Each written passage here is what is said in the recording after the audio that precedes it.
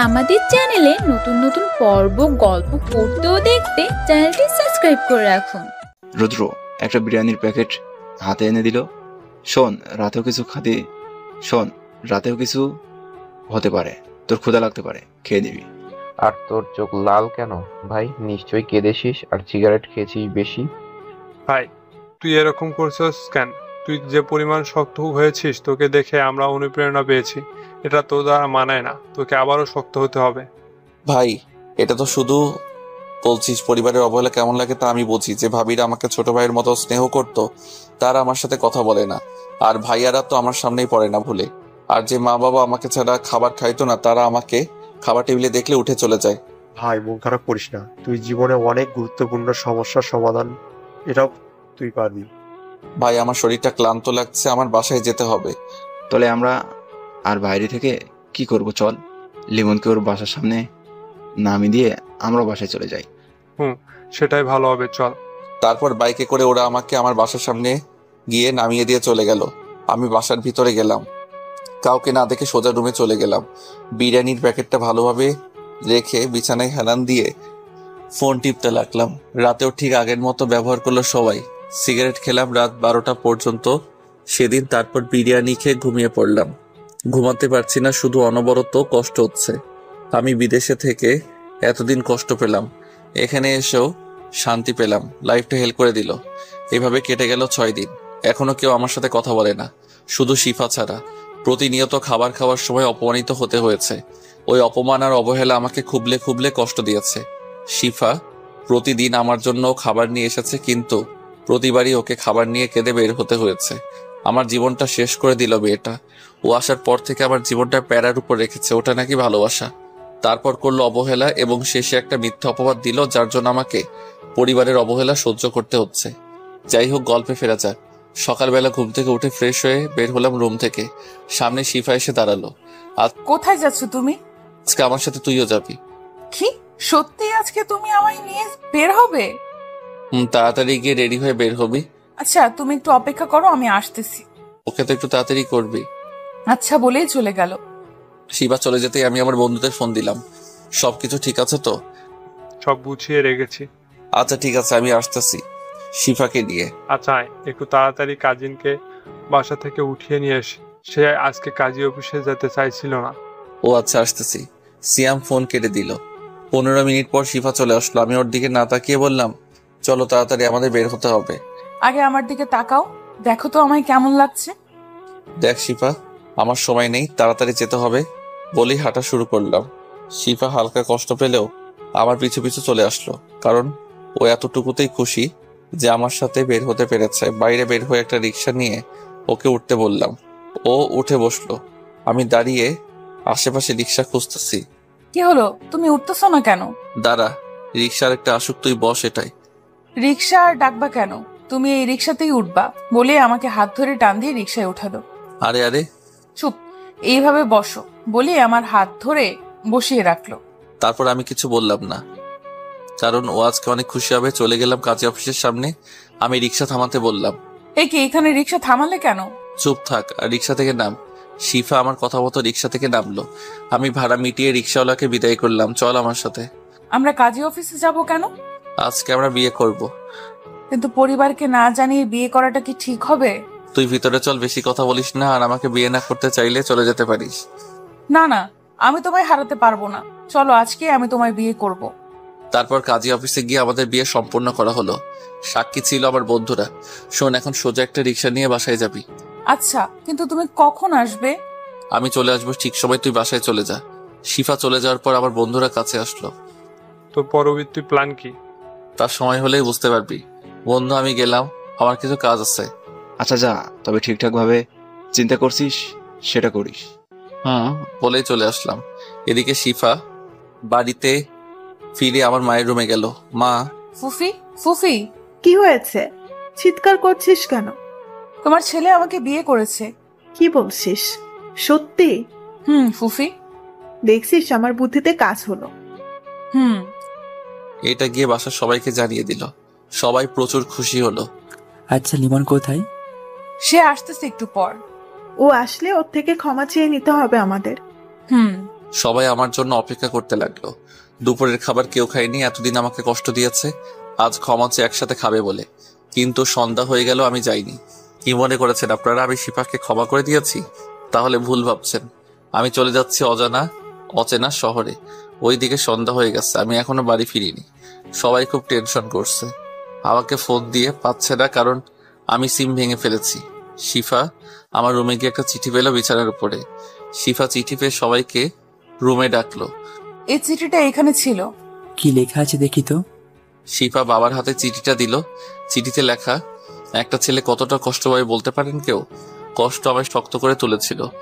কষ্টে আমার থেকে ভালোবাসা নামক জিনিসটাকে মন থেকে তুলে নিয়েছে আমার লাইফে। আপনারা সবাই শিফাকে চান, ও আমাকে মিথ্যা অপবাদ দিল, আপনারা বিশ্বাস করে নিলেন। আপনাদের অবহেলা আমাকে খুবলে কষ্ট দিয়েছে। আপনারা চাইছিলেন আমি ওকে বিয়ে করি, যার জন্য বাবা কসমও কেটেছিলেন। ওকে আমি বিয়ে করেছি। শিফার ব্যাগে ম্যারেজের রেজিস্টার পেপার আছে, তবে আমি আর আপনাদের কাছে নেই। অনেক দূরে, আমি, কেউ জানে না কোথায় আমি, এমনকি আমার বন্ধুরাও না। আপনাদের ইচ্ছে পূরণ করলাম, সবাই ভালো থাকবেন। চিঠির লেখা শেষ, আবার চোখ দিয়ে পানি পড়তেছে। শিফা নিয়ে চিঠিটা পড়ে অজ্ঞান হয়ে গেল। পরিবারের সবাই কাঁদতেছে তাদের ভুলের জন্য। কিছু গল্প শেষ করা যায় না, কিন্তু তবুও শেষ করে দিতে হয়। আজকে আপনাদের সকলকে একসাথে দেখেছি, কারণ আজ আমাদের কলেজে বাংলা বিষয়ের একজন ম্যাডাম জয়েন করবে। স্যার, আমাদের তো ক্লাস টাইম হয়ে গেছে, ক্লাসে যেতে হবে। আরে ম্যাডাম, এখনই এসে পড়বেন? বসুন, সবাই পরিচিত হয়ে তারপর ক্লাস করবেন। তারপর আর কিছু বললাম না, নিশ্চয় বসে রইলাম। তখনই আসতে পারি স্যার? একটা মেয়েলি কণ্ঠ শুনে সবাই পিছনে তাকালাম। মেয়েটাও আমার দিকে তাকালো। আমি তো অবাক, এই মেয়ে এখানে কি করে আসলো? হ্যাঁ, আপনারা ঠিকই ধরেছেন, মেয়েটা শিফা। শিফাও অবাকের চরম পর্যায়ে আমার দিকে একদিনে তাকিয়ে আছে। হ্যাঁ, আসুন মিস শিফা। স্যারের কথায় শিফার ধ্যান ভাঙলো। দুঃখিত স্যার, প্রথম দিনে লেট হয়ে গেল। এরপর থেকে প্রতিদিন সময় মতো কলেজে আসবেন। অবশ্যই স্যার। আসুন, সবার সাথে পরিচিত হয়ে নিন। জি স্যার। তারপর সবার সাথে পরিচিত হয়ে নিল। শেষে আমার কাছে আসলো। হঠাৎ করে সবার সামনে জড়িয়ে ধরলো আমাকে। শিফা, আমি অবাক হলাম। আমি ছাড়িয়ে দূরে সরিয়ে দিলাম। এসব কি হচ্ছে? আপনি আমাকে জড়িয়ে ধরলেন কেন? লিমন তোমাকে কত খুঁজেছে জানো? তোমার জন্য পুরো পরিবারের কোনো আনন্দ নেই। তুমি ফিরে চলো। Mind your language. আমি আপনাকে চিনি না, আপনি আমার সাথে এমনভাবে কথা বলছেন কেন? স্টপ ইট মিস শিফা, এখানে হচ্ছেটা কি? আসলে সরি স্যার, ওকে অনেকদিন পর পেয়েছি তো, তাই নিজেকে কন্ট্রোল করতে পারিনি। কিন্তু লিমন স্যার আপনার কি হয়? স্যার, উনি আমার স্বামী। সবাই অবাক চোখে আমার দিকে তাকালো। স্যার। লিমন স্যার, এসব কি সত্যি? স্যার, আমি আমার পারিবারিক বিষয় এখানে কোনো আলোচনা করতে চাই না। আচ্ছা, যা ভালো বোঝেন। আর মিস শিফা, কলেজে আপনার পারিবারিক বিষয় টেনে কোনো ঝামেলা করবেন না। জি স্যার। আমি ক্লাসে যাচ্ছি বলে হাঁটতে শুরু করলাম। অন্যদিকে প্রিন্সিপাল স্যার শিফাকে নিয়ে ওর ক্লাসরুমে গেল। এটাই নিয়ম, শিক্ষার্থীদের সাথে পরিচয় করে দিতে হয় আগে। আমি ক্লাস শেষ করে লাইব্রেরিতে গিয়ে বসলাম। ভাবতে লাগলাম, যাদের থেকে পালিয়ে বেড়াই তারাই কেন বারবার সামনে। 3 বছর আগে যখন বাবা মা আমাকে ইগনোর করছিল, তখন ভাবছিলাম দূরে কোথাও চলে যাব। হঠাৎ করে রুদ্র বলল ওর মামা বাড়ি কলেজে ইংলিশ টিচার নিয়োগ চলছে, যা আমাদের বাসা থেকে অনেক দূরে। তো আমি সেখানে অ্যাপ্লাই করলাম। ভালো রেজাল্টও বিদেশি ভার্সিটি রেস্টুরেন্ট চাকরিটা হয়ে গেল। তারপর বাবার কসম করার জন্য শিফাকে বিয়ে করে তারপর চলে আসলাম দূর অজানায়। শুধু বন্ধুরা জানতো আমার কথা, ওরা মাঝে মাঝে এসে আমার সাথে আড্ডা দিয়ে যায়। তো এখানে নতুন এসে রুদ্র আমাকে একটা বাসা ভাড়া নিয়ে দেয়। আমি প্রথমে এই পরিবেশে চলতে একটু হিমশিম খাচ্ছিলাম, কিন্তু আস্তে আস্তে মানিয়ে নিলাম। স্বস্তি পেয়েছিলাম তখন। দিনে ব্যস্ততার জন্য কাউকে মনে না পড়লেও রাতে ঠিকই মনে পড়তো। নিজেকে সামলাতে কষ্ট হতো। তারপর ক্লাস করা শুরু করলাম। কলেজের শিক্ষার্থীদের আপন করে নিয়েছিলাম। কেটে গেল এভাবে 3টা বছর। একলা থাকতে শিখে গেছি। এখন তেমন কাউকে মনে পড়তো না। কিন্তু হঠাৎ শিফা এসে পড়ল। তারপরে কি হলো সব তো বুঝলেনি। আমি মাথায় হাত দিয়ে এসে ভাবছিলাম, তখনই শিফা রুবে আসলো। কি হলো, তোমার শরীর খারাপ নাকি? তুই কি আমাকে শান্তিতে থাকতে দিবি না? তোমার শান্তি আমার মাঝেই নিহিত। আমার সামনে এরকম ন্যাকামি করবি না। তুমি এমন কেন করছো? আমাকে আরো কষ্ট দিবা তুমি? আমার জীবনটা নষ্ট করে তোর তাতেও হয় না। আমি ভুল করেছি, অনেক কষ্টও দিয়েছো। প্লিজ আর আমাকে ছেড়ে যেও না। ওর কথা শুনে আমি জোরে হেসে দিলাম। হাসতেছো কেন তুমি? তুই এখান থেকে যা, না হলে আমার মাথা গরম হলে খবর আছে কিন্তু। আর তোমাকে ছাড়ছি না, এবার যেতে চাইলে আমাকে মেরে ফেলো। আমি ওর কথা শুনে লাইব্রেরি থেকে বেরিয়ে আসলাম। মেয়েটা আমাকে একটু শান্তি দিবে না। একটা চায়ের দোকানে গিয়ে চা নিলাম, সাথে একটি সিগারেট ধরাতেই শিফা আমার সামনে চলে আসলো। এসব ছাইপাশ খাওয়া বাদ দাও। শরীরের কি অবস্থা করেছো দেখেছো? আমার শরীর নিয়ে তোর ভাবতে হবে না, আমি ভালোই আছি আমার মতো। তুমি যাই করো, এবার আর আমাকে একটু ক্ষমা করে দাও। তোর সমস্যাটা কি? আমাকে একা থাকতে দে। বললেই হলো নাকি? আমি তোমাকে ছাড়বো না। আমি সিগারেট শেষ করে বিলটা দিলাম। ওখান থেকে কলেজে প্রবেশ করে ক্লাসের সামনে গিয়ে দাঁড়ালাম। ক্লাস শেষ হওয়ার পর রুমে প্রবেশ করলাম। এখন আমার ক্লাস, তারপর ক্লাস করানো শুরু করলাম। অন্যদিকে শিফা ভাবতে লাগলো, তুই যতই আমাকে ইগনোর করো, এবার যত কষ্টই হোক আমি সহ্য করব সব। তোমাকে অনেক কষ্ট দিয়ে ফেলেছি, সব ঘুচাতে হবে ভালোবাসা দিয়ে। তারপর শিফা ক্লাস করাতে চলে গেল। আমিও আমার ক্লাস শেষ করলাম। তারপর খাবার নিয়ে বাসায় চলে গেলাম। বাসায় পৌঁছে ফ্রেশ হয়ে খাবার খেয়ে নিলাম। তারপর বিছানায় শুয়ে ভাবতে লাগলাম, শিফা এখানে আসলো কি করে। অন্যদিকে শিফা ক্লাস শেষে বাইরে এসে আমাকে খুঁজতে লাগলো, কিন্তু আমাকে পেল না। তারপর একজন ছাত্রকে দাঁড় করালো। জি ম্যাম, বলুন। আচ্ছা, তোমরা লিমন স্যারের বাসা চিনো? হ্যাঁ ম্যাম, চিনি তো। আচ্ছা, তার ঠিকানাটা বলো তো। তারপর ছাত্রটি আমার বাসার ঠিকানা দিল। শিফা ছাত্রটাকে ধন্যবাদ জানিয়ে বাসায় চলে গেল। এদিকে আমি ভাবতে ভাবতে ঘুমিয়ে গেলাম। বিকেলবেলা ঘুম থেকে উঠে ফ্রেশ হয়ে রাস্তায় হাঁটতে বের হলো। এটা প্রতিদিনের রুটিন আমার। ঘোরাফেরা করে সন্ধ্যার সময় বাসায় আসলাম। বাসার সামনে এসে আমি অবাক, শিফা হাতে ব্যাগ নিয়ে বাসার সামনে দাঁড়িয়ে আছে। কোথায় ছিলে তুমি এতক্ষণ? কতক্ষণ দাঁড়িয়ে আছি, কোমরটা ধরে গেছে। তুই এখানে কি করিস? আমার স্বামীর বাসায় আমি আসবো না তো কে আসবে? মাথা গরম করিস না, এখান থেকে চলে যা, না হলে খারাপ হবে কিন্তু। কি খারাপ করবা তুমি? তোমার বাসায় থাকার অধিকার আছে আমার। তুই যাবি নাকি? না হলে কিন্তু মাইর খাবি। আমার ব্যাগে আমাদের বিয়ের কাগজ আছে, বেশি করলে কিন্তু লোকজন ডাকবো। তখনই আমাদের বাড়িওয়ালা আঙ্কেল আসলো। কি হলো লিমন, তোমার বউকে নিয়ে ভিতরে যাচ্ছ না কেন? আসলে আঙ্কেল, আরে বাবা, মেয়েটা অনেকক্ষণ দাঁড়িয়ে আছে তোমার জন্য, তাড়াতাড়ি বাসায় নিয়ে যাও। কিছু বলতে পারলাম না, কারণ ঝামেলা করলে মান সম্মানের ভয় আছে, তাই বাধ্য হয়ে দরজা খুলে দিলাম। শিফা আমার আগেই বাসায় প্রবেশ করলো। আঙ্কেল চলে গেল তার কাজে, আমিও বাসার ভিতরে প্রবেশ করলাম। বাসাটাতে কি বানিয়ে রেখেছো? তুই এসব বাদ দে, আসলে তুই চাষটা কি বলতো? আমার বাসা ঠিকানা কিভাবে জানলি? বাসাটাকে কি বানিয়ে রেখেছো? আরে এত প্রশ্ন করো না তো, আমাকে বাসাটা গোছাতে দাও। একেবারে নোংরা করে রেখেছো। তোর বাসা গোছাতে হবে না, চুপচাপ এখান থেকে চলে যা। আমার কথা শুনেও সে না শোনার ভান করে কাজ করতে লাগলো। তোকে কি বলছি শুনতে পাসনি? আরে তোমাকে রাগলে খুব কিউট লাগে। আমার কিন্তু প্রচুর মাথা গরম হচ্ছে। চুপচাপ রুমে গিয়ে বিশ্রাম নাও, বেশি ডাকাডাকি করলে তোমারই সমস্যা। আমার কাছে বিয়ের সার্টিফিকেট আছে। আমি রাগে রুমে চলে গেলাম। এই মেয়েটা আমাকে ছাড়বে না। শিফা ওর মতো করে বাসা গুছিয়ে নিচ্ছে। বাসা গোছানো শেষে আমার রুমে আসলো। এখন তুমি বাইরে গিয়ে বসো, আমি এখন এই রুমটা গোছাবো। তোকে আমার রুম গোছাতে হবে না। বাসায় থাকবি ভালো কথা, কিন্তু তুই অন্য রুমে থাকবি। আমি তোমার এই কথাটা শুনতে পারলাম না। মানে কি বলতে চাইছিস তুই? তুমি যদি পাতালে থাকো আমি সেখানে থাকবো, তুমি আকাশে গেলে আমি আকাশেও যাব। এবার আমার প্রচুর রাগ উঠে গেল। আমি ওর হাত দুটো দেয়ালের সাথে চেপে ধরলাম জোরে। ব্যথায় মুখ বেঁকে নিচ্ছে, তবু শব্দ করছে না। আমি ওর অবস্থা দেখে হাত ছেড়ে দিলাম। আমার সামনে কোনো রকম ন্যাকামি করবি না, না হলে এর চেয়েও খারাপ অবস্থা হবে। শিফা আমার রাগ দেখে ভয় পেয়ে গেল, তাই চুপ করে দাঁড়িয়ে রইলো। আমি বিছানায় বসলাম, মাথাটা খারাপ হয়ে যাবে আমার। এখনো দাঁড়িয়ে আছিস কেন? এখনো যা, ওই রুমে যা। আমি এখন এই রুম গুছাবো, তুমি রুমের বাইরে যাও। তোর কি মায়ের কেউ হয়নি? আল্লাহ, কি মনে করেছো তুমি আমি তোমাকে ভয় পেয়েছি? না, কারণ আমি একটু ব্যথাও সহ্য করার জন্য সময় নিচ্ছিলাম। আর হ্যাঁ, তুমি আমাকে যতই কষ্ট দাও আমি তোমাকে ছেড়ে কোথাও যাব না। আল্লাহ, এই মেয়ে আমাকে পাগল বানিয়ে ছাড়বে বলে বিছানায় বসে পড়লাম। এখান থেকে বের হও, রুমটা গুছাবো, না হলে যতক্ষণ থাকবে ততক্ষণ জ্বালাবে। আমি উঠে রুম থেকে বের হয়ে গেলাম। রুমের বাইরে এসে চমকে গেলাম। খুব সুন্দরভাবে বাসাটা গুছিয়ে নিয়েছে। সোফার উপর বসলাম, মাথাটা হালকা ব্যথা করছে, তাই একটা সিগারেট ধরালাম। শিফা সিগারেটে গন্ধ পেয়ে ওই রুম থেকে দৌড়ে আমার সামনে আসলো। এই বাসায় কোনো সিগারেট খাওয়া চলবে না। কোমরে হাত দিয়ে রাগি চোখে। আমি তো অবাকের চরম শিখরে। আমার বাসায় এসে আমাকে থ্রেট দিচ্ছে, থাপ্পড় খেতে না চাইলে এখান থেকে যা বলে সিগারেটে একটা টান দিলাম। শিফা এসে আমার হাত থেকে সিগারেটটা ফেলে দিল। আমি উঠেই ঠাস করে একটা লাগিয়ে দিলাম গালে। রাগের কারণে থাপ্পড়টাই জোরেই পড়েছিল। শিফা গালে হাত দিয়ে দাঁড়িয়ে রইল। দেখ, আমার সহ্য সীমা ছাড়িয়ে যাচ্ছে। আমাকে আমার মতো থাকতে দে প্লিজ। যেগুলো তোমার ক্ষতি করবে তা আমি তোমাকে করতে দিব না, তাতে আমার যা হয় হোক। আমার জীবনে ক্ষতির পাদ রাখছিস কি বলতে পারিস? হ্যাঁ, আমি ভুল করেছি। তুমি তার জন্য তুমি আমাকে যা ইচ্ছে করো, তবু নিজেকে কষ্ট দিও না। তুই আমার সামনে যা, তুই আমার সামনে থেকে যা, না হলে আবার থাপ্পড় খাবি। মারো তুমি, আর তোমাকে রাগলে যা কিউট লাগে, এখন আমার দেখতে ভালোই লাগে। তুই আমাকে প্যারা দিতে দিতে মেরে ফেলবি। তোমাকে আমি প্যারা দিই না, তুমি প্যারা নিতেছো। আমি তোমাকে প্যারা দিতেই পারি। বউ, আমি তোকে বউ হিসেবে মানলে তো আমার বউ হবি।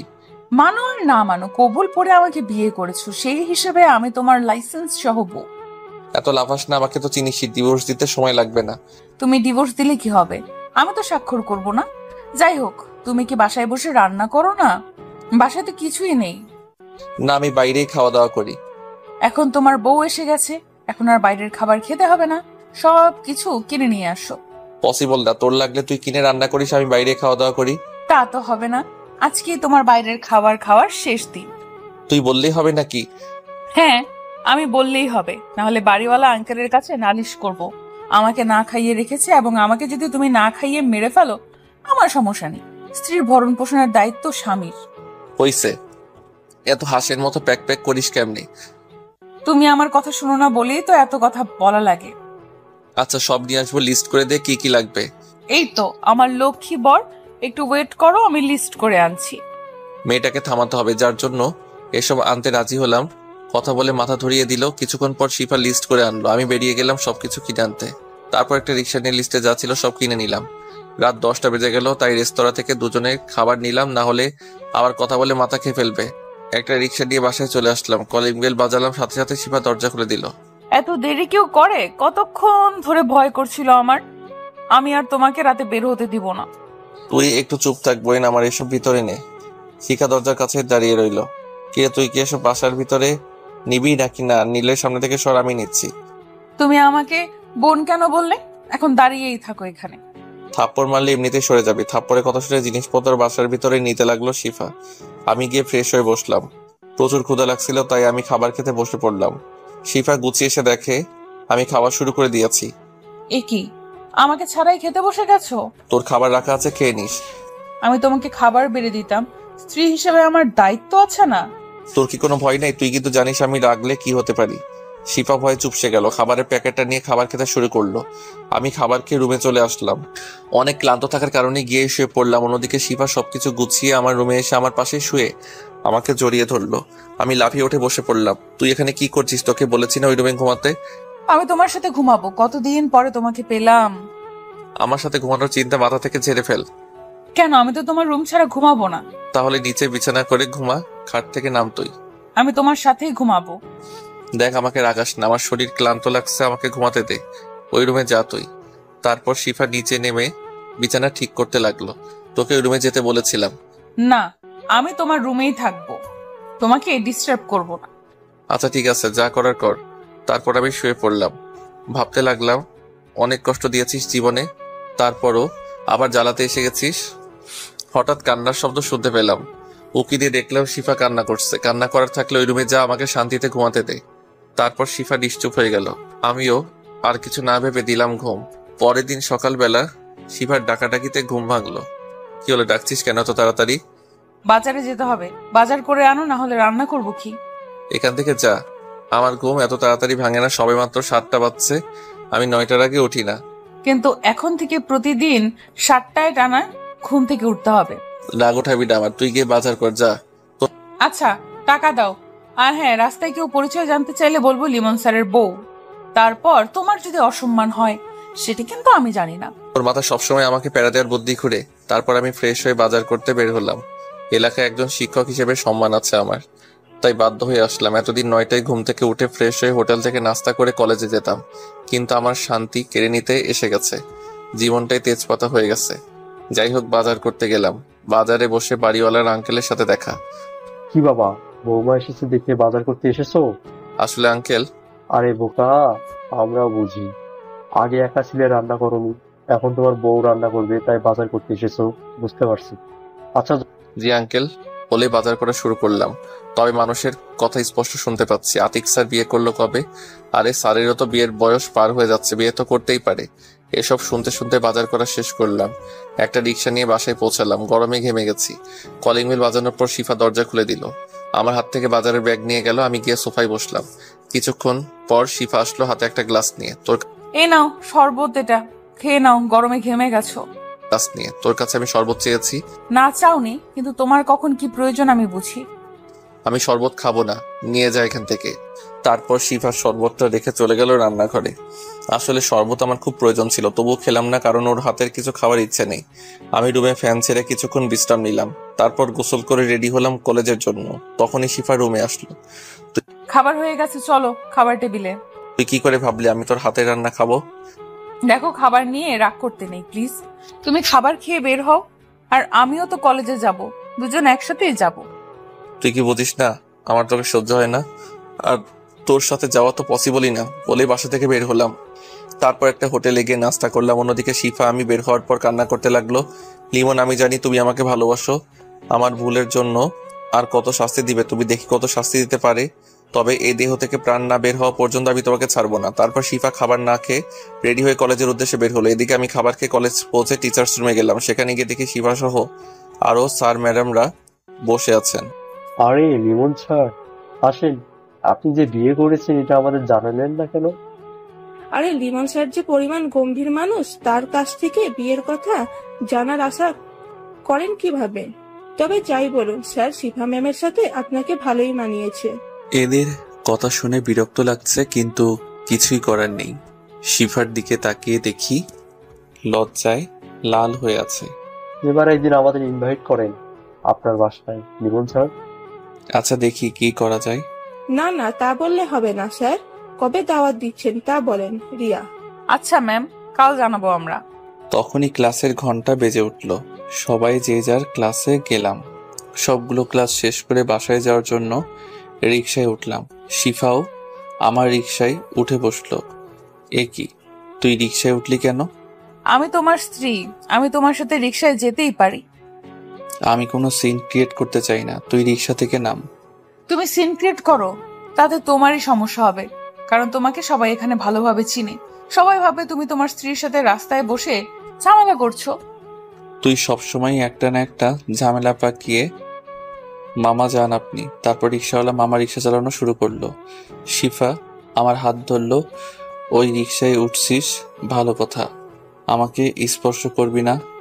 তুমি বললেই হবে না, বাসায় বসে যতই ডাকাডাকি করো না কেন, বাইরে তুমি আমায় কিছুই করতে পারবে না। শিফা হাত ধরে রইল। আমি হাত ছাড়াতে চাইলে জোরে ধরে রাখে। কিছুক্ষণের মধ্যেই বাসায় পৌঁছে গেলাম। ভাড়া দিয়ে বাসায় প্রবেশ করলাম, কিন্তু আমি বাসায় পৌঁছে অবাক হয়ে গেলাম, কারণ আমার বাসায় আমার পুরো পরিবার বসে আছে, মামা মামি সহ। আমি নিশ্চুপ হয়ে দাঁড়িয়ে রইলাম। বাবা মায়ের কন্ডিশন তেমন একটা ভালো না, অনেক শুকিয়ে গেছে। ভাইয়ারা আমার মুখের দিকে তাকিয়ে আছে, যেন এই মুখটা দেখার জন্য কত সাধনা করেছ। কেমন আছিস বাবা? কিরে, কথা বলবি না আমাদের সাথে? আপনারা এখানে কেন? এটা কি ধরনের ব্যবহার তোমার? জানো তোমার জন্য ফুফা ফুফি কত টেনশন করেছে?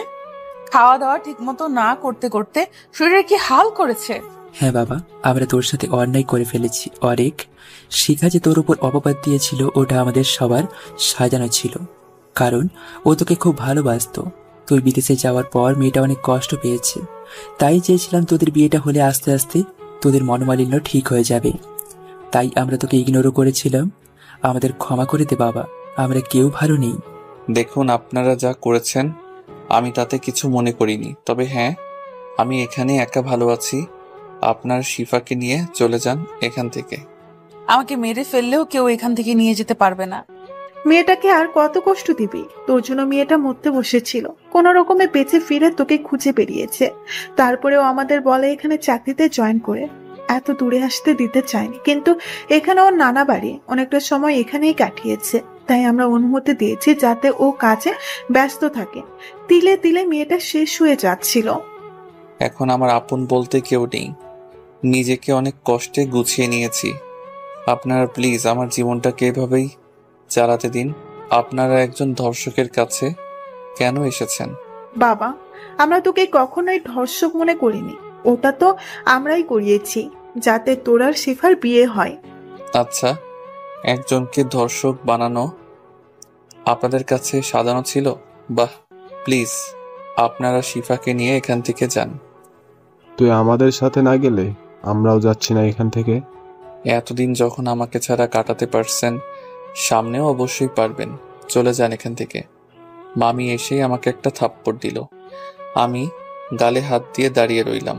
নিজেকে খুব বড় মনে করিস না। তোকে বলেছিলাম তোর কিছু হলে আমাকে বলবি, কিন্তু তুই আমাকে না বলেই উদাও হয়ে গেলি। নিশ্চুপ। কিরে কথা বলছিস না কেন?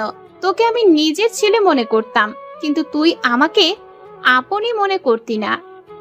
আসলে মামি, তুই ঠিকভাবে কথা বল, তোতলাতে হবে না। মামি তখন আমার মাথায় কাজ করছিল না, শুধু আমি মুক্তি চেয়েছিলাম, তাই এভাবে চলে এসেছিলাম। তোকে ওরা অনেক কষ্ট দিয়েছিল, তাই না বাপ? আসলে মামি, আমি তো দেখছি লিমন যা করেছে ঠিক করেছে। এখানে আমার কিছু বলার নেই। ওকে ওর মতো শান্তিতে থাকতে দাও। হ্যাঁ, তুমি ঠিকই বলছো। ওর জীবনটা কোনো ছেলে খেলা না যে ওর সাথে যে যেমন ইচ্ছায় করবে। বাবা, তোর যা ভালো লাগে তুই তাই করবি, তবে হ্যাঁ, আপনজনদের কষ্ট দিস না, যাতে পরে আফসোস করিস। না, আমি আমার ছেলেকে এখান থেকে নিয়ে যাব। আমাদের ব্যবসা থাকতে ও কেন এত কষ্ট করে জীবন যাপন করবে? আমি এভাবেই ভালো আছি। আপনারা চাইলে থাকতে পারেন এখানে। আমি যে টাকা ইনকাম করি আমি আপনাদের রাখতে পারবো। যেহেতু আপনারা আমাকে লালন পালন করেছেন, আমার একটা দায়িত্ব আছে। বাবা, আমরা সবাই মিলে শান্তিতে থাকতে চাই। হ্যাঁ, আমরা তোর উপর মস্ত বড় একটা ভুল করেছি, সেটা শাস্তি আমরা পেয়ে গেছি বাবা। কেউ বিন্দু পরিমাণ সুখে ছিলাম না, সবাই সারাক্ষণ মনমরা হয়ে থাকতো। আচ্ছা, আপনারা যা করার করেন, আমি আপনাদের সাথে যাচ্ছি না। আচ্ছা, যা করার করুন। বাসায় রুম আছে 3টা মাত্র। তোর তা নিয়ে চিন্তা করতে হবে না, আমরা পাশের ইউনিটেও ভাড়া নিয়েছি। আচ্ছা বলে ওয়াশরুমে চলে গেলাম। তারা আমাকে কষ্ট দিয়ে এখন আসছে দয়া দেখাতে। আমি তো তাদের সাথে যাবই না। জীবন থেকে কতগুলো বছর শেষ হয়ে গেছে। যাই হোক, ওয়াশরুম থেকে বের হয়ে রুমে গিয়ে চেঞ্জ করলাম। শিফা রুমে আসলো। আমি দেখেও না দেখার মতো করে কাজ করতে লাগলাম। চলো আজ সবাই একসাথে খাবার খাবো। সমস্যা কি তোর? যা এখান থেকে, আর আমার থেকে দূরে দূরে থাকবি। তুমি আর কত কষ্ট দেবে এদের? আমাকে যা করার করো, প্লিজ এদের কষ্ট দিও না।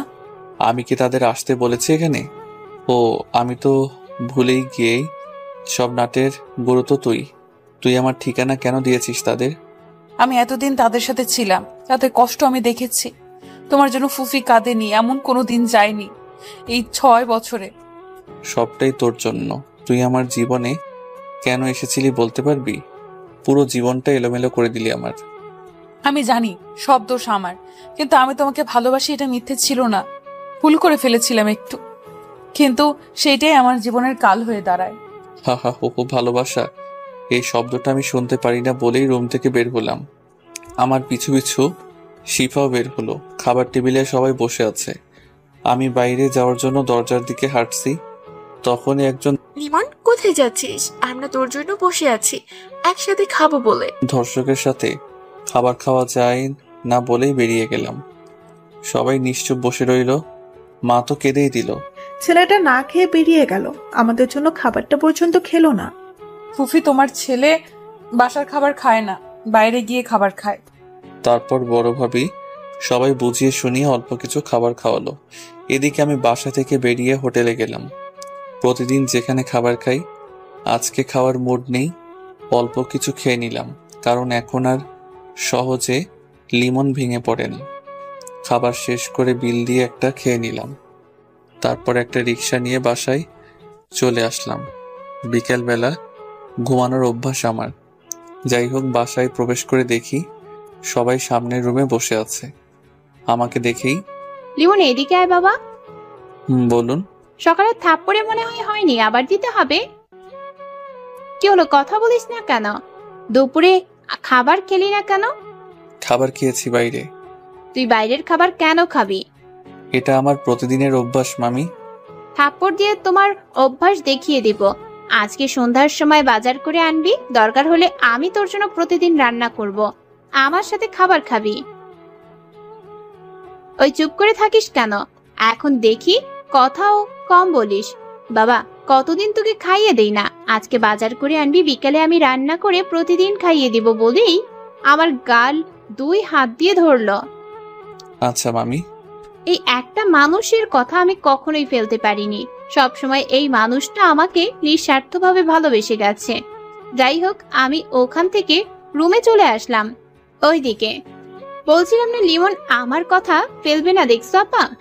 ছেলেটা আমার থেকেও তোকে বেশি ভালোবাসে। এটা ভুল কথা, ও সবাইকে ভালোবাসে, কিন্তু ওর উপর দিয়ে এত ধকল গেছে যে কেমন চুপসে গেছে। তা তো বুঝতে পারছি। কিভাবে যে ছেলেটার রাগ ভাঙাবো। চিন্তা করো না, সব ঠিক হয়ে যাবে। দেখি কতদিন রাগ করে থাকতে পারে। যাই হোক, রুমে এসে শুয়ে পড়লাম। শিফা এসে বিছানায় বসলো। তুই এখানে বসলি কেন? আমি তোমার বিছানায় বসতে পারি না, বসতে পারবি না। তাহলে আমার বিয়ে করেছো কেন? বাবা, কসম না কাটলে তোকে ভুলেও বিয়ে করতাম না। তো ফুফাকে এত ভালোবাসো, তাহলে এখন কষ্ট দিচ্ছ কেন? নিশ্চুপ হয়ে গেলাম। কি হলো, কথা বলছো না কেন? তুই এখান থেকে যা। আমি তোমার বউ, আমাকে তুমি করে কথা বলো। একজন শিক্ষক হয়েও ম্যানার জানো না নাকি? তুই যাবি এখান থেকে নাকি মার খাবি? আমি ঘুমাবো এখন। আমিও তোমার সাথে ঘুমাবো। বুঝছি। আমাকে বাসায় ঠিক মতো থাকতে দিবি না? শিফা কিছু না বলে আমাকে জড়িয়ে ধরে শুয়ে পড়ল। কি করছিস? ছাড় আমাকে, নির্লজ্জ মেয়ে কোথাকার। যদি স্বামীকে জড়িয়ে ধরার জন্য কোনো স্ত্রী নির্লজ্জ হয়, তো আমি হতে রাজি। ছাড় আমাকে তুই। পারবো না আমি। এখন ঘুমাবো বলেই আমাকে আরো জোরে জড়িয়ে ধরলো। আমি ওকে ছাড়িয়ে উঠে বসলাম অনেক কষ্টে। সাথে সাথে শিফা উঠল। কি হলো, ঘুমাবে না তুমি? আমি ঠাস করে একটা লাগিয়ে দিলাম থাপ্পড়। আরো কত জ্বালাবি আমাকে একটু শান্তির জন্য? এখানে আসলাম, তাও তোর জন্য শান্তি পাচ্ছি না। সমস্যাটা কি তোর? শিফা গালে হাত দিয়ে বসে রইল। আচ্ছা ঘুমাও তুমি বলেই রুম থেকে বের হয়ে গেল। উফ, মাথাটা ব্যথা করছে বলেই বিছানায় শুয়ে পড়লাম। শিভা আবার আচমকা রুমে এসে আমার মাথা টিপতে লাগলো। তুই আবার রুমে এসেছিস, তোর জন্য কি একটু শান্তি পাবো না? আবার কি থাপ্পড় লাগবে? তুই তোমার তো মাথা ব্যথা করছিল, তাই মাথা টিপে দিতে আসলাম। শুয়ে পড়ো, আমি মাথা টিপে দিচ্ছি, ভালো লাগবে। আমার সামনে না আসলে আমি অনেক ভালো থাকবো। তুই যা এখান থেকে। তুমি আমাকে এত ঘৃণা করো বলেই কেঁদে দিল। এই ঘৃণাটা একদিনে জন্মায়নি, জন্মিয়েছে বহু বছর ধরে। শিফা কিছু না বলে কাঁদতে কাঁদতে রুম থেকে চলে গেল। আমি আস্তে আস্তে ঘুমিয়ে গেলাম। বিকেলবেলা ঘুম ভাঙলো। উঠে ফ্রেশ হয়ে রুম থেকে বের হলাম। দেখি সবাই বসে গল্প করে। আমি কিছু না বের হওয়ার জন্য দরজার দিকে যেতে লাগলাম। কি রে লিমন, কোথায় যাচ্ছিস? দেখুন, আপনারা এখানে যেই যা করুন আপত্তি নেই, কিন্তু আমার কোনো বিষয়ে কেউ কোনো প্রকার কথা বলবেন না বলেই বাসা থেকে বের হলাম। প্রতিদিন বিকেলবেলা ঘোরাঘুরি করার অভ্যাস, তাই ঘুরতে লাগলাম। অন্যদিকে দেখছো ছেলেটা কিভাবে কথা বললো? আপা বাদ দাও, একটু সময় হোক, আস্তে আস্তে ঠিক হয়ে যাবে। তাই বলে এমন ভাবে কথা বলবে? দেখো, সেই ছোট্ট ছেলেটা কত দুষ্টুমি করতো, হাসি ঠাট্টায় থাকতো সব সময়। আজ কোনো হাসি নেই মুখে। আবার আমরা একসাথে হাসি খুশি থাকবো ইনশাআল্লাহ। এদিকে আমি ঘুরতে ঘুরতে সন্ধ্যা হয়ে গেল, তাই বাসার দিকে রওনা দিলাম। হঠাৎ মামির কথা মনে হলো। রান্না করার জন্য বাজার নিয়ে যেতে বলেছে। অনেকদিন মামির হাতে রান্না খাই না, তাই দ্রুত বাজারে চলে গেলাম। বাজার কমপ্লিট করলাম, তারপর একটা রিক্সা নিয়ে বাসায় চলে গেলাম। কলিং বেল বাজানোর পর শিফা এসে দরজা খুললো। তুমি এসে পড়েছো? তোমার জন্য আম্মু অনেকক্ষণ অপেক্ষা করছে। আমি কিছু না বলে পাশ কাটিয়ে মামির কাছে চলে গেলাম। বাবা এসে পড়েছিস বাজার নিয়ে? আমি জানতাম তুই আমার কথা রাখবি। আমি বাজারগুলো তার কাছে দিয়ে রুমে চলে আসলাম। মামি চলে গেল রান্না করতে। আমি রুমে এসে দেখি শিফা আগে বিছানায় বসে আছে। তোর বাইরে কাজ নেই? কাজ থাকলে কাজ কর গিয়ে। আমি রুমে একলা থাকতে চাই। আমার কাছে তো একটাই, তোমাকে আদর করা। জুতা দেখছিস? হাত দিয়ে তো কাজ হয় না, এখন তোকে জুতা পিটা করতে হবে। স্ত্রীর গায়ে হাত তুলতে নেই, সেটা কি তুমি জানো না? কিন্তু স্ত্রীও তো যোগ্যতা লাগে, কিন্তু তোর কি আদৌ সেই যোগ্যতা আছে? সব সময় আমার ভুলগুলোকে খোঁচা দিয়ে জাগিয়ে তুলে তুমি শান্তি পাও, তাই না? তুই আমার সামনে আসবি না, তাহলেই তো হয়। আমাকে কষ্ট দিতে থাকো, কিন্তু আমি তোমাকে ছাড়ছি না। তখনই ভাবিরা রুমে আসলো। কি রে লিমন, বইয়ের সাথে রোম্যান্স করছিস নাকি? কোন দিক দিয়ে মনে হলো সেটা আপনাদের? আরে তোর বউ, তুই রোম্যান্স করতেই পারিস, সমস্যা কি? শিফা লজ্জায় মুখ নিচু করে রাখলো। আমার বউ কেন? আমি এই পৃথিবীতে শুধু একা, আমার কেউ নেই আর আমার কাউকে প্রয়োজনও নেই। আমার কথা শুনে ভাবিদের মন খারাপ হয়ে গেল। শিফার চোখ পানিতে ভরে উঠল। কেন এমন করছিস লিমন? আমাদের সবার বড় একটা ভুল করেছে। সেই ভুলের মাসুল আর কিভাবে দিতে হবে বল? 3টা বছর কেউ কখনো হাসেনি ঠিক মতো। তোর ভাই তো আমার সাথে ঠিক মতো কথাও বলতো না। আমি কি বলেছি এমন হতে? আপনারা আপনাদের মতো ভালো থাকেন, আমাকে আমার মতন থাকতে দিন। লিমন, এমন করিস না সোনা ভাই আমার। আমাদের হাসি খুশি পরিবারটা এখন আর নেই। তোর দুষ্টুমিতে বাড়িতে সবসময় আনন্দ বিরাজ করতো। তুই না থাকলে আমরা কিভাবে ভালো থাকি বল? আমি আর নিতে পারছি না, প্লিজ। এখন আপনারা যান এখান থেকে, আমাকে একা থাকতে দিন। আমার অবস্থা দেখে ভাবিরা উঠে দাঁড়ালো। লিমন, তুই বিশ্রাম নে, আমাদের কথা ভেবে দেখিস বলেই হাঁটা শুরু করলো। ওয়েট, আপনারা ওকে এখান থেকে নিয়ে যাচ্ছেন না কেন? শিফাকে ইঙ্গিত করে। শিফা উঠে দাঁড়ালো, চোখ মুছতে মুছতে দৌড়ে রুম থেকে বের হলো। আমি উঠে হাতে একটা সিগারেট নিয়ে চলে গেলাম বারান্দায়। আকাশের দিকে তাকিয়ে সিগারেটের ধোঁয়া ছাড়ছি। ভাবছি জীবনটা বড়ই অদ্ভুত, কখন কি হয় তা কিছুই বলা যায় না। মানুষ থাকতে মূল্য দিতে জানে না, কিন্তু চলে গেলে ঠিকই খুঁজে বেড়ায়। আগের ঘটনাগুলো মনে পড়লে আর কারোর সাথে কথা বলারও ইচ্ছে থাকে না। এভাবে হয় না, যে করেই হোক আমাকে শান্তিতে থাকতে হলে আবার দূরে চলে যেতে হবে। শীঘ্রই কিছু ব্যবস্থা করতে হবে। সিগারেট ফেলে রুমে এসে বন্ধুদের সবাইকে অনলাইনে আসতে বলে গ্রুপ কল দিলাম। সবাই রিসিভ করলো। কি অবস্থা লিমন? এই তো আছি কোনো রকম, আবার সেই ঝামেলা এসে সামনে দাঁড়িয়েছে, কি করব বুঝতে পারছি না। মানে তোর আবার কি হলো? শিফার এখানে আসা এবং পরে পুরো পরিবার আসলো, সব ওদের বুঝিয়ে বললাম। ও শিট ভাই, তোকে কি কেউ শান্তিতে থাকতে দেবে না? লিমন, অনেক তো একলা থাকলি, এবার তো মানিয়ে নে, পরিবার ছাড়া ভালো থাকা সম্ভব না। তুই মনে হয় ভুলে গেছিস আমার সাথে কি কি হয়েছিল। তাও ঠিক, এগুলো হলে সহজে মেনে নেওয়া পসিবল হচ্ছে না। যাই হোক লিমন, এখন কি করবি, কি ভাবলি? আমি আবার অচেনা একটা জায়গায় চলে যেতে চাই, যেখানে গেলে কেউ খুঁজে পাবে না। কিন্তু কোথায় যাবি? জানি না, তোরা ব্যবস্থা কর, আমি আর পারছি না এসব নিতে। যখন একটু ভালো থাকতে নিছিলাম তখনই তারা চলে আসলো। আচ্ছা দেখি কি করা যায়, চিন্তা করিস না, কোনো না কোনো ব্যবস্থা ঠিকই করে ফেলবো। সে আসে বসে রইলাম। তারপর আরো কিছুক্ষণ কথা বলে ওদের খোঁজ খবর নিয়ে ফোন কাটলাম। এরপর বিছানায় হেলান দিয়ে শুয়ে চোখ বন্ধ করলাম। চোখ দিয়ে এমনি এমনি পানি গড়িয়ে পড়লো।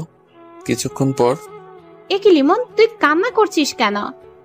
হঠাৎ মামির কণ্ঠ শুনে লাফিয়ে উঠলাম এবং চোখ মুছে ফেললাম। না মামি, তেমন কিছু না। মিথ্যা বলছিস আমাকে, মাথায় হাত বুলিয়ে। মামি, আমি পারছি না এসব কিছু সহ্য করতে, মাথা কাজ করা বন্ধ করে দিচ্ছে। বাবা, যেটা ভাবতে কষ্ট হচ্ছে ওটা ভাববি না, নিজেকে ঠিক রাখবি, ঠান্ডা মাথায় থাকবি, পরিস্থিতি যেমনই হোক। কিন্তু মামি, আল্লাহ আমার আর কত পরীক্ষা নিবে? সেটা আল্লাহ ভালো জানে, কিন্তু তুই পরিস্থিতি মানিয়ে নিয়ে এগিয়ে যাবি। দেখি আল্লাহ ভরসা। চল খেতে চল, সবাই একসাথে খাবো। মামি, এটা আমার পক্ষে সম্ভব না। আচ্ছা ঠিক আছে, আমি তোর খাবার নিয়ে রুমে আসছি, তুই বস। আমি বিছানায় চুপচাপ। মামি, এটা আমার পক্ষে সম্ভব নয়। আমি বিছানায় চুপচাপ বসে রইলাম। সত্যি বলতে অপেক্ষা করছিলাম খাবারের জন্য। অনেক দিন হয়ে গেল মামির হাতে রান্না করা খাবার খাই না। আমি হাত ধুতে গেলাম না, কারণ আমি জানি মামি নিজের হাতে খাইয়ে দিবে। কিছুক্ষণের মধ্যেই মামি চলে আসলো। বিছানায় খাবার রেখে আমার মুখের সামনে খাবার ধরলো, আমি খেয়ে নিলাম। কতদিন পর তোকে খাবার খাওয়ালাম। মামি, কতদিন পর তোমার হাতের খাবার খেলাম, খুব ভালো লাগছে। বাবা, তোর সাথে কেন এমন হলো বলতো? কত সুন্দর আমরা সবাই একসাথে ছিলাম, তুই কত দুষ্টুমি করতিস, সব কিছুই আমাকে সামলে নিতে হতো। কি করবো বলো, সবাই মিলে এমন এক পরিস্থিতি তৈরি করেছিল যার জন্য আমি আজ এমন। বাবা বলছিলেন কি সবকিছু আগের মতো ঠিক করে নে। আচ্ছা তুই ভেবে দেখ কি করলে ভালো হবে। আমি মাথা নাড়লাম। এভাবে খাবার খাওয়া শেষ করলাম।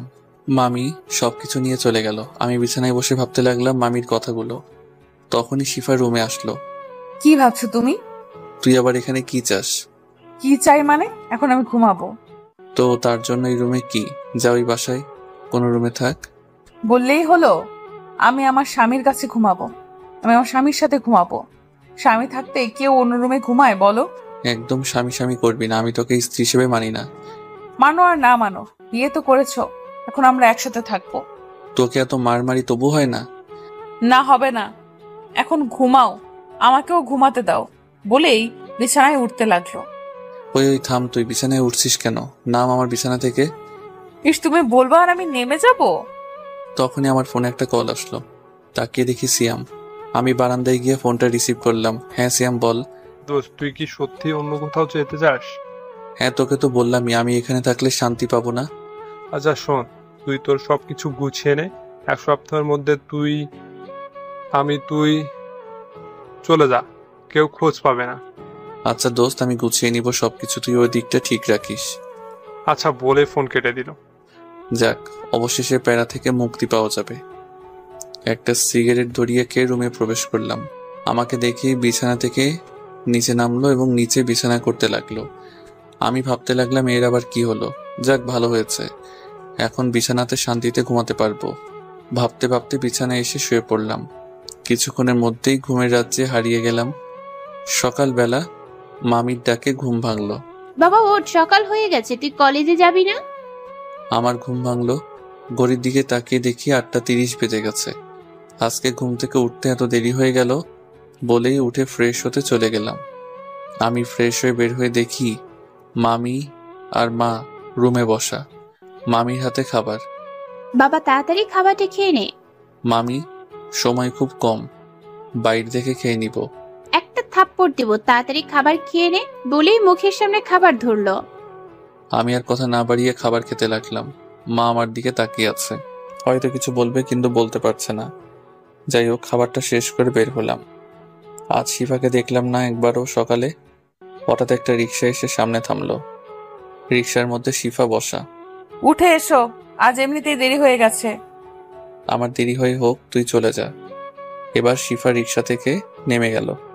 যাও, তুমি রিক্সায় ওঠো, আমি অন্য রিক্সায় যাচ্ছি। আমি চলে যেতে পারবো, তুই যা। আমি আর কথা না বাড়িয়ে রিক্সায় উঠলাম। তারপর রিক্সা চলতে শুরু করলো। কিছুক্ষণের মধ্যেই কলেজে পৌঁছে গেলাম। আর অল্প কয়েকদিন মাত্র, এরপর তো আর কলেজে ক্লাস করানো হবে না, চলে যাব অচেনা এক শহরে। আজকে স্যারের সাথে সব বিষয়ে কথা বলে সার্টিফিকেটগুলো নিতে হবে। যাই হোক, আমি রিক্সা থেকে নেমে পিছনে তাকাতেই দেখি শিফাও রিক্সা থেকে নামলো। আমি ভাড়া মিটিয়ে তাড়াতাড়ি চলে গেলাম প্রিন্সিপাল স্যারের রুমে। স্যার, আসতে পারি? আসুন। আসলে স্যার, আজকে আমার ঘুম থেকে উঠতে লেট হয়ে গেছে। প্রিন্সিপাল স্যার হঠাৎ কাশি দিলেন, আমি অবাক হলাম। শিফা লজ্জায় নিচে তাকিয়ে মুচকে মুচকে আসছে। আরে সমস্যা নেই, নতুন বিয়ে হলে এমন একটু একটু হয়। তাড়াতাড়ি আপনারা ক্লাসে যান। আমি আর কিছু আমার ক্লাসরুমে চলে গেলাম। ক্লাস শেষ করে প্রিন্সিপাল স্যারের রুমের দিকে হাঁটা শুরু করলাম, কারণ স্যারের সাথে রিজাইনের ব্যাপারে কথা বলতে হবে। ভাবতে ভাবতে প্রিন্সিপাল স্যারের রুমের সামনে চলে আসলাম। আসতে পারি স্যার? আসুন। স্যার, আপনার সাথে জরুরি কিছু কথা ছিল। হ্যাঁ, বলুন। স্যার, আসলে আমি চাকরি করতে চাইছি না, আপাতত আমি রিজাইন করতে চাই। কি বলছেন স্যার? আপনার জন্য আমাদের কলেজটা আজ এত নাম করতে পেরেছে, আর আপনি কিনা এখন চাকরি ছেড়ে দিতে যাচ্ছেন? আসলে স্যার, আমি এখানে থাকবো না, আমার অন্য এক জায়গায় চাকরি হয়েছে, সেখানে জয়েন করতে হবে। কিন্তু আমরা আপনাকে ছাড়তে চাচ্ছি না। প্লিজ স্যার, আমার এখানে চাকরি ছাড়ার পিছনে কোনো কারণ আছে, বুঝতে পারছেন? আমি 2 থেকে 3 দিনের ভিতর আমাকে সবকিছু গুছিয়ে দিবেন। আচ্ছা, যেহেতু আপনার সমস্যা আছে, তাহলে তো আর আটকে রাখা সম্ভব নয়। আমি সবকিছু ঠিকঠাক করে রাখবো।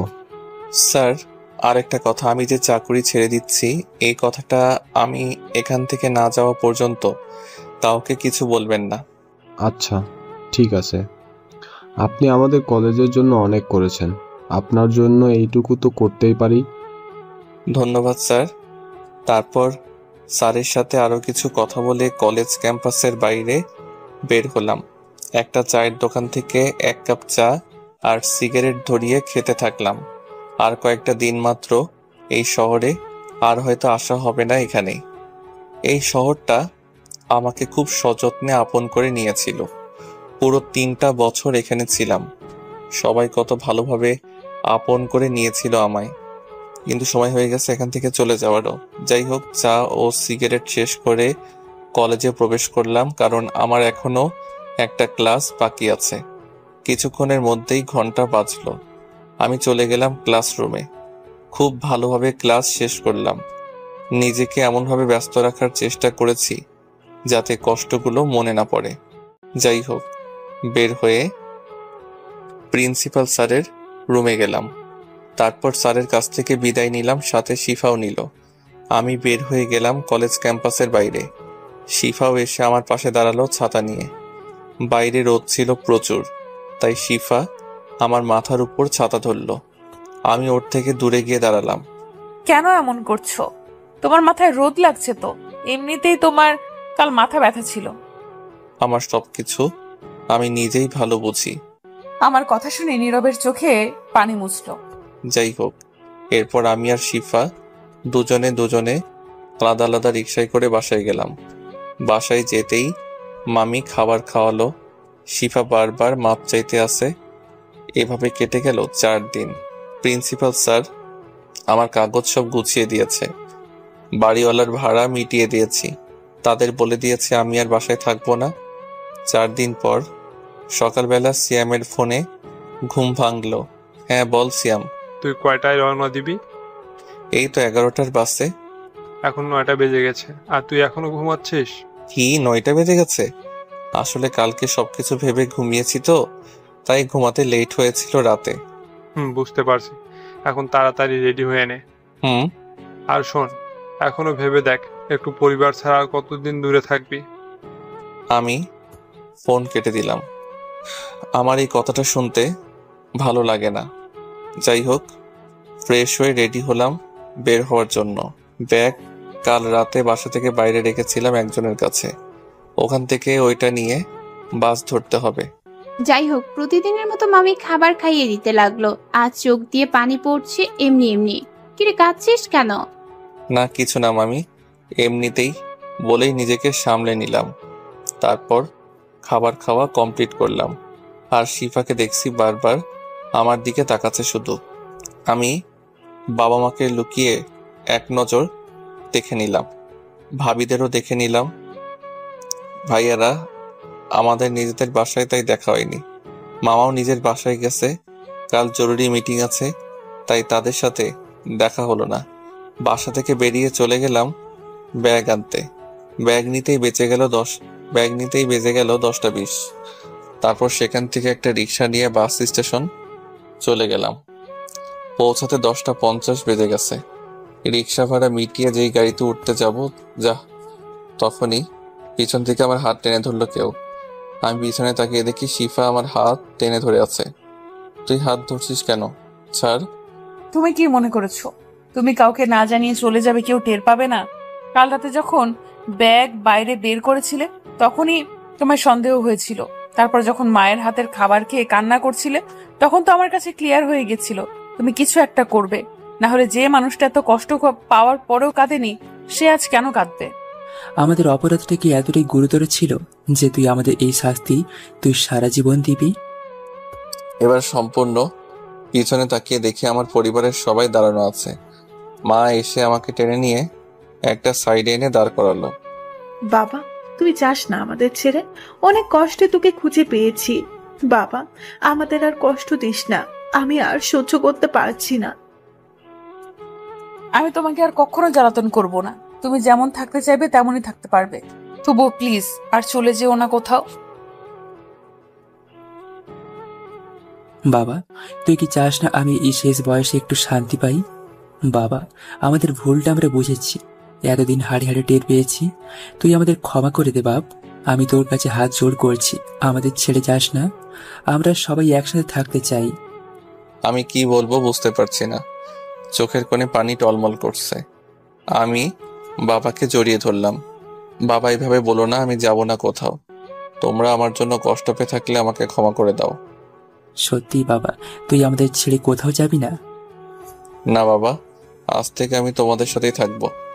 আগের লিমনের মতো সব কথাই শুনবো। বাবা, অনেকদিন পর আজকে একটু শান্তি পেলাম। মায়ের দিকে তাকিয়ে দেখি কান্না করছে। এ কি মা, কান্না করছো কেন? আমি আর যাব না, সত্যি বলছি, মা বলেই চোখের পানি মুছে দিলাম। বাবা, এটা কষ্টের কান্না না, খুশিতে চোখের পানি বের হয়ে গেছে। আর কখনো কাঁদবে না। এখন চলো, ওকে আমি বাসায় গিয়ে দেখতেছি।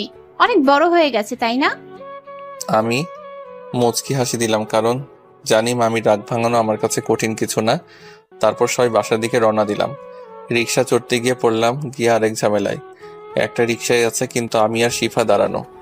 পরিবারকে ক্ষমা করলেও শিফাকে ক্ষমা করব না। আজ আমার জীবনে যা খারাপ হয়েছে সব ওর জন্য। কি হলো, তোরা রিক্সায় উঠছিস না কেন? আর তো রিক্সা দেখছি না, আরেকটা রিক্সা লাগবে। আমার সাথে তো ব্যাগ আছে। আমাদের এখানে একটা ব্যাগ দে, আর একটা ব্যাগ নিয়ে তোরা ওই রিক্সায় ওঠ। আরে না, তোমাদের যেতে কষ্ট হবে। চুপচাপ এখানে একটা ব্যাগ দিয়ে ওই রিক্সায় তোরা দুজন উঠে পড়। মায়ের কথা শুনে মায়ের ওই রিক্সায় একটা ব্যাগ দিয়ে আরেকটা ব্যাগ নিয়ে আমি রিক্সায় উঠে পড়লাম। শিফা উঠে আমার পাশে বসলো। আমি ওর দিকে তাকালাম না।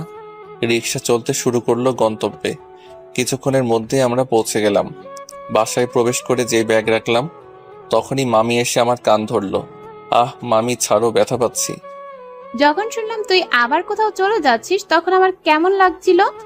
আর যাব না বলছি তো। সেটা তো তুই প্রতিবারই বলতি, কিন্তু শেষে আমাকে না জানিয়ে চলে যাস, অভিমানী কণ্ঠে বলল। আমি এবার মামির গলা জড়িয়ে ধরলাম। আর কখনো তোমাকে না বলে কিছু করব না মামি। মামি কাকে বলছিস হারামজাদা? আমি তোর মা, এখন আমাকে মা বলি ডাকবি। আচ্ছা, শাশুড়ি মা ডাকবো। না, আমাকে শুধু মা ডাকবি। শাশুড়ি মা ডাকতে হলে তোর মাকে ডাকবি, কারণ ভাবি তোর থেকে শিফাকে বেশি ভালোবাসে। কেন আমাকে শাশুড়ি মা ডাকবে কেন? আমাকেও মা ডাকবে। আচ্ছা, আমি তোমাদের দুজনকে মা ডাকবো। আচ্ছা, এবার তো আমাদের বাসায় যেতে হবে। সবাই সবকিছু গুছিয়ে নিও, কালই বাসায় চলে যাব। কতদিন পর বাসায় সবাই একসাথে থাকবো। মা, লিমন আর শিফার বিয়েটা এবার বড় করে অ্যারেঞ্জমেন্ট করলে কেমন হয়? বাহ, ভালো একটা বুদ্ধি দিয়েছিস মা। সবাই মিলে একসাথে আনন্দ করব। আবার বিয়ের ব্যবস্থা কেন করতে হবে? এসব থাক। তুই থাম, বহুত জ্বালিয়েছিস আমাদের, এবার তোকেও আমরা জ্বালাবো। শিফার দিকে তাকিয়ে দেখি লজ্জায় নিচে তাকিয়ে মুচকি মুচকি হাসছে। যা ইচ্ছে করেন, আমাকে কেউ কোনো পেইন দিবেন না। কথাটা যেন মনে থাকে। শিফা আমার কথার ধরন বুঝে গেল, কারণ ও তখন বলেছিল আমাকে জ্বালাতন করবে না। মুখ থেকে নিমিষেই হাসি চলে গেল। পেন কাকে বলে এইবার বুঝবি তুই। যাই হোক, আমি রুমে চলে গেলাম। দুপুরে সবাই একসাথে খেতে বসলাম। মামি খাইয়ে দিচ্ছে আমাকে। দেখ রুহি, নিজের মেয়ের জামাইকে কি সুন্দর করে খাইয়ে দিচ্ছে। আমি আমার ছেলেকে খাওয়াই, তোরা একদম নজর দিবি না। হিংসে হয় বুঝছো? সবাই আমার কথা শুনে হেসে দিল। হিংসে কেন হবে? বানরকে তো খাইয়ে দিতে হয়, না হলে লাফালাফি করে। একদম বাদর বলবেন না। আমি বানর হলে আপনার পেঁচি। ক্ষমা চাইলাম তোর কাছে, আর কিছু বলবো না তোকে। ও সব সময় আমাদের কথার জালে ফাঁসাবেই। ছোটকালের অভ্যাস এখনো গেল না। বিয়ের অনুষ্ঠানে ওকে মজা বোঝাবো। তারপর সবাই খাবার খেয়ে নিলাম। কতদিন পর সবার সাথে হাসি খুশি ভাবে কথা বললাম। আসলে জীবনে কখন কি হয় তা কখনোই বোঝা যায় না। এইভাবে দুষ্টুমিতে কেটে গেল দিনটা। রাতের খাবার খেয়ে রুমে আসলাম। একটু পর শিফা রুমে আসলো। তুই এখানে? আবারও বললি না আমাকে জ্বালাতন করবি না। আমি জ্বালাতন না করলেও তুমি কখনোই যাবে না তো আমাদের ছেড়ে? তবে আমি কখনো তোমাকে জ্বালাতন করব না, কিন্তু আমাকে একটা বাবু এনে দিতে হবে। থাপ্পড় খেতে ইচ্ছে করে, তাই না? স্ত্রীর গায়ে হাত তুললে পাপ হয়, জানো না? পাপ হলে আমার হবে, তোর কি? স্বামীকে পাপ থেকে বিরত রাখা স্ত্রীর দায়িত্ব ও কর্তব্য। তোর বক্তৃতা শেষ হলে এখন রুম থেকে বের হ। আজকে আমি তোমার সাথে ঘুমাবো, বেশি কথা বললে তোমাকেও ঘুমাতে দিব না। জানি তো কুকুরের লেজ কখনো সোজা হয় না, তুই কেমনে পাল্টাবি? আমি কুকুর হলে তুমি আমার স্বামী, তুমি কি হবে? থাপ্পড় দিয়ে গালের সব দাঁত ফেলে দিব। যা নিচে বিছানা করে ঘুমা। আচ্ছা, ঘুমাচ্ছি। বিয়ের আগে এই কয়দিন, বিয়ের পর তোমাকে মজা বোঝাচ্ছি। আচ্ছা, তখন দেখা যাবে। এখন নিচে নেমে ঘুমা। শিফা উঠে দাঁড়িয়ে আমার গালে একটা কিস করে দৌড় দিয়ে ওয়াশরুমে ঢুকে। আমি গিয়ে ওয়াশরুমের দরজা বাইরে থেকে আটকে দিলাম। আমাকে জ্বালাতন করার শখ না? এখন বাথরুমে ঘুমা। আর জীবনেও তোমাকে জ্বালাতন করব না। এবার দরজাটা খুলো। কখনো শুনেছিস কুকুরের লেজ সোজা হয়েছে? তোকে আমি ভুল করে বিশ্বাস করি না। প্লিজ দরজাটা খুলো, অন্ধকারে ভয় লাগছে খুব। তাতে আমার কি, তুই এখানেই থাক, আমি ঘুমাতে গেলাম বলেই বিছানায় এসে শুয়ে পড়লাম। ওই পাশে শিফা শুধু দরজা ধাক্কাচ্ছে। এর ভেতরে কি দয়া মায়া নেই নাকি? 10টা না 5টা না, আমি ওর একমাত্র বউ। আমি বিছানায় বসে সব শুনছি। তোর জন্য আমার কখনো দয়া মায়া হবে না। তখনই দরজায় নক পড়লো। এখন আবার কে এলো বলতে বলতে দরজা খুললাম। দরজা খুলতেই ভাবিরা আমাকে সরিয়ে ঘরের ভিতর ঢুকে গেল। আপনারা এখন এখানে কেন? কেন তোকে ডিস্টার্ব করলাম বুঝি? অবশ্যই আমি ঘুমাতে চেয়েছিলাম। চাপা মারিস না, বল শিফার সাথে কোয়ালিটি টাইম স্পেন্ড করবি। এটা আপনাদের কোন দিক দিয়ে মনে হলো? এতদিন পর সব ঠিকঠাক হলো, এটা স্বাভাবিক তাই না? ওয়েট, শিফা কোথায়? তখন শিফা ওয়াশরুমের দরজা ধাক্কা দিতে দিতে বলে, আমি ওয়াশরুমে। ভাবি, তোমার দেবর আটকে রাখছে। মেজো ভাবি গিয়ে দরজা খুলে শিফাকে বের করে আনলো। তুই ওকে ওয়াশরুমে আটকে রেখেছিলিস কেন? আপনার না আসলে আজও ওয়াশরুমেই ঘুমাতো। তুই কি ভালো হবি না? বউকে পেয়ে রোম্যান্স করবি তা না করে সব উল্টাপাল্টা কাজ করছিস। আরে ভাবি, শুধু শুধু আজাইরা কথা বলিয়েন না। এসেছিলেন তো জ্বালাতন করতে, কিন্তু এসে দেখেন উল্টা আমি জ্বালাতন করছি। যাই হোক, আমি ঘুমাবো, আপনারা রুমে যান। আর হ্যাঁ, ওকেও নিয়ে যান, আমাকে যেন না জ্বালাই। তোমার লজ্জা করে না বউ থাকতে একা একা ঘুমাতে? শিফার কথা শুনে ভাবিরা হেসে দিল। তোরা থাক, আমরা আসছি। আর হ্যাঁ লিমন, তোর বউ তুই সামলা। তারপর তারা দুজনে চলে গেল। শিফা গিয়ে রুমের দরজা আটকালো। আমি বিছানার মাঝখানে শুয়ে পড়লাম। দেখেও বিছানায় কোথায় শুতে পারে। শিফা এসে দেখে আমি মাঝখানে শুয়ে আছি, পাশে ওর জন্য জায়গা নেই। বাহ, তুমি তো খুব রোমান্টিক বলে আমার উপর শুয়ে আমাকে জড়িয়ে ধরলো। আমি উঠে ঠাস করে লাগিয়ে দিলাম গালে। এতক্ষণ ভালোভাবে বলছি, কথা কানে যায় না তাই না? শিফা আমার রাগ দেখে ভয় পেয়ে গেছে। থাপ্পড়টাও জোরে মেরেছিলাম, তাই গালে হাত দিয়ে আছে। এখন এত ভালোবাসা উতলে পড়ছে কেন? যখন একটা ফ্রেন্ডের জন্য আমাকে ইগনোর করছিলি তখনই ভালোবাসা কই ছিল? যখন একটা ফ্রেন্ডকে মারার জন্য আমাকে থাপ্পড় দিয়ে তোর সামনে যেতে মানা করছিলি তখন ভালোবাসা কই ছিল? দিনের পর দিন ইগনোর করেছিস, তিলে তিলে শেষ করে দিছিলি আমায়। তুই কি মনে করেছিস আমি এগুলো এত সহজে ভুলে যাব? কখনো না। আমার ভালোবাসা পায়ের তলে রেখে আমাকে কষ্ট দিয়ে ফ্রেন্ডের সাথে সময় কাটাতি, সবকিছুই আমার মনে দাগ কেটে আছে। তোর জন্য আমার বাবা মার থেকে দূরে থাকতে হয়েছে, আমার পরিবারের চোখের পানি দেখতে হয়েছে আমায়। আর আমি তো তোকে ভালোবাসতেও চাইছিলাম না, জোর করে ভালোবাসা আদায় করলি। যখন তোকে সত্যি ভালোবেসে ফেলেছিলাম তখন থেকে আমাকে তিলে তিলে শেষ করে দিলি। তোর কি মনে হয় এর ক্ষমা আদৌ আছে? থাকলেও মনে হয় না আমি ক্ষমা করতে পারবো। এর থেকে ভালো হবে তুই অন্য কাউকে নিয়ে সুখে সংসার কর। আমার কাছ থেকে তুই শান্তি পাবি না। তোকে দেখলেই 1 সেকেন্ডের মধ্যে আমার রাগ তীব্র হয়ে যায়। আমি তো তোকে সহ্যই করতে পারবো না। শিফা এতক্ষণ ধরে আমার কথা শুনছিল আর কাঁদছিল। ও কি করবে এই কথাগুলোর জবাব ওর কাছে নেই, তবুও। তুমি আমাকে তোমাকে ছেড়ে যেতে বলো না।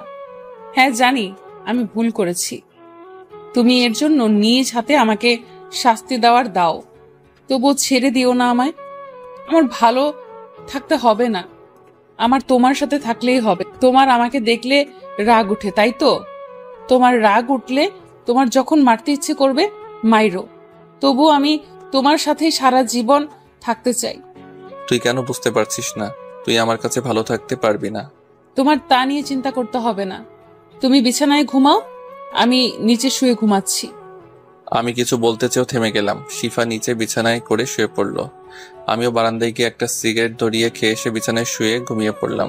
পরের দিন সকালবেলা ঘুম থেকে উঠে সবার সবকিছু নিয়ে বের হলাম আমার নিজ বাসার উদ্দেশ্যে।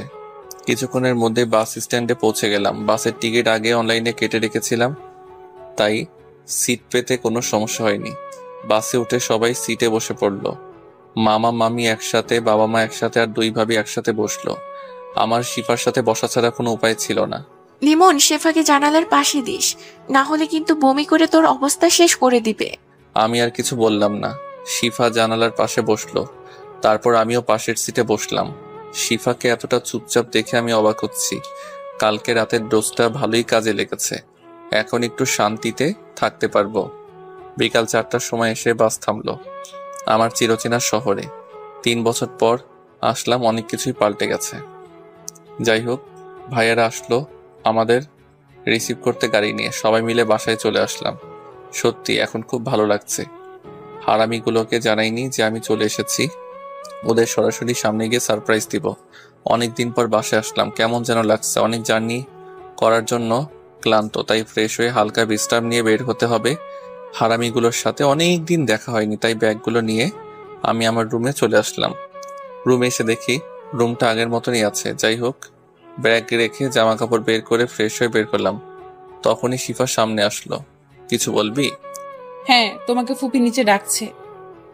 আমি আর কিছু না বলে নিচে চলে গেলাম। শিফাও নিশ্চুপ আমার পিছু পিছু আসলো। লিমন, এসে পড়েছিস? বস, আগে খাবারটা খেয়ে নেই। খাবার রান্না করলো কে? খাবার আমি বাইরে থেকে আনিয়েছি। ও আচ্ছা। তারপর সবাই খেতে বসলাম। হঠাৎ বাবা বড় ভাইয়া ও মেজো ভাইয়াকে উদ্দেশ্য করে বলল, আমি ভেবেছিলাম লিমন আর শিফার বিয়েটা আবার দেব ধুমধাম করে। ভালো হবে, অনেকদিন আনন্দ হয় না। বলছিলাম কি, এখন অনুষ্ঠান না করলে হয় না? সবাই একটু রিল্যাক্স থাকি। কেন মা, তোর কি কোনো সমস্যা আছে? না, আসলে এতদিন পর আপনাদের ছেলে ফিরলো, এখন একটু এনজয় করুক ইচ্ছে মতো। বিয়ে হলে তো একটু দায়িত্ব থাকবে। আরে সবাই মিলে মজা করবো আমরা। তাহলে আমি যখন কাকা হব তখন অনুষ্ঠান করব।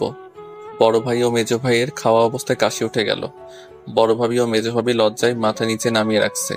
তোর এই খোঁচা মারা অভ্যাসটা এখনো গেল না। ভাইয়া কথা শুনে সবাই হেসে দিল। বাবা, আমাদের কোম্পানির দায়িত্ব এতদিন আমরা দুইজন সামলিয়েছি, এখন তোমার ছোট ছেলেকেও আমাদের সাথে দায়িত্ব। লিমন অনেকদিন পর বাসে এসেছে, ওকে প্যারা দিবি না, ও ওর মতো থাকবে। এই কয়েকদিন ঘোরাফেরা করুক। তারপর সবাই খাবার খেলাম। যাক, বিয়ের অনুষ্ঠান হবে না, ভালো হয়েছে।